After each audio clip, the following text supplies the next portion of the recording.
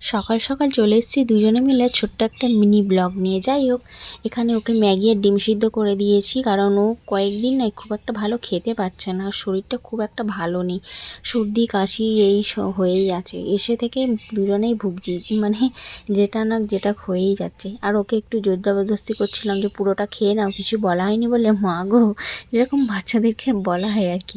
2 packet Maggi বানিয়ে দিয়েছি, 1 packet খেয়েছে, 1 প্যাকেট খাইনি। হাফ ডিম সিদ্ধ খেয়ে বলছে আর খাবো না। বকাবকি করতে ডিমটা খেয়েছে, কিন্তু ম্যাগিটা হাফ খেয়ে আর হাফ খায়নি। যাই হোক, জোর করলে আর কি হবে, শরীর তো ভিতর থেকে খারাপ হয়ে আছে। কত করে বললাম চলো একবার ডাক্তারখানায় যাই, তাও আর গেল না, বললো না থাক। 3-4টে সিরাপ খেয়ে নিয়েছে, তাও কিছুতেই কিছু হচ্ছে না। যাই হোক, আজকের এই মিনি ছোট্ট ব্লগটা কিরম লাগলো সেটা অবশ্যই কমেন্টে বলো। ভালো লাগলে লাইক, শেয়ার, কমেন্ট। আর যাওয়ার সময় বৃষ্টি এসে গেছে, ব্যাস রেনকোটটা পরেই নিল। আজকের মিনি ব্লগটা এইটুকুই।